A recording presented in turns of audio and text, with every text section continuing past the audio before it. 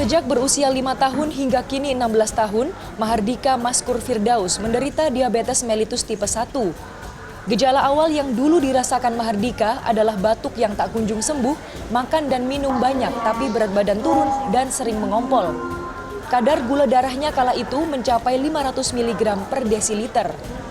Diabetes mellitus tipe 1 adalah diabetes yang disebabkan kenaikan kadar gula darah karena kerusakan sel beta pankreas sehingga insulin tidak ada sama sekali. Insulin adalah hormon yang dihasilkan oleh pankreas untuk mencerna gula dalam darah. Penderita diabetes tipe ini membutuhkan asupan insulin dari luar tubuhnya. Sejak menyuntikkan insulin secara teratur, Mahardika jarang dilarikan ke rumah sakit. Kadar gula darahnya kini pun menjadi sekitar 150 mg per desiliter. Dalam sehari, ia menyuntikkan 3 kali insulin jangka pendek dan 2 kali insulin jangka panjang. Kalau gula tinggi itu biasanya kita itu kadang kecapean, terus emosi juga nggak stabil, makan pun juga agak overload. Kalau saya pertama agak menguning penglihatan saya, terus badan sakit semua. Yang ketiga ngantuk terus, sesak napas juga bisa, perutnya biasanya kram, mual, terus agak di mulut itu agak baunya nggak enak. Sementara Devika Aurelia Islami menderita diabetes mellitus tipe 2 sejak berusia 12 tahun hingga kini usianya 13 tahun. Ia mengaku dulu sering mengonsumsi minuman manis. Gejala awal yang dirasakan adalah kaki kanan bengkak, perut kanan terasa nyeri, dan seluruh badannya susah digerakkan. Kadar gula darahnya kala itu mencapai 500 mg per desiliter. Diabetes mellitus tipe 2 adalah diabetes yang disebabkan kenaikan gula darah karena penurunan sekresi insulin yang rendah oleh kelenjar pankreas. Devika sempat diharuskan menyuntik insulin sekali sehari sejak Januari 2022 hingga November 2022.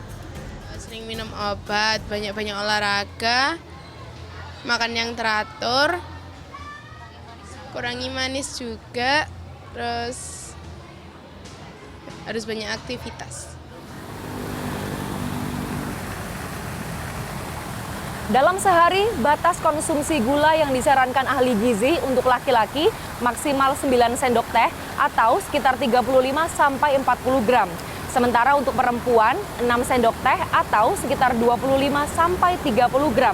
Dan untuk anak-anak kurang dari 6 sendok teh. Jangan lupa, konsumsi itu termasuk gula yang ada dalam kue, snack, atau minuman manis.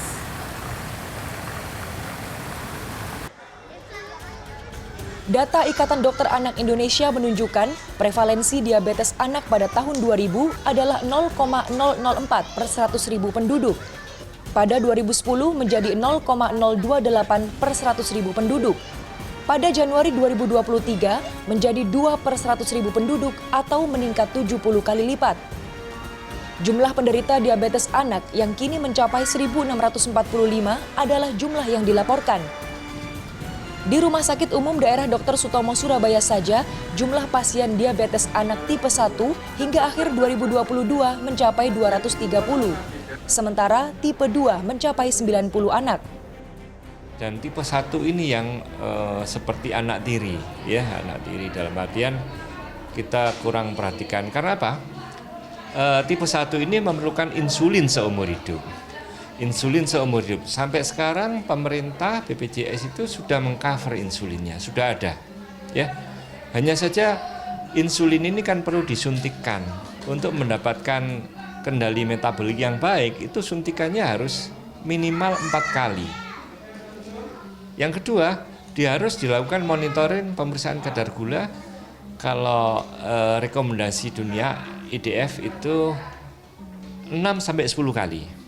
80% anak-anak kita hanya diperiksa kurang dari 3 kali.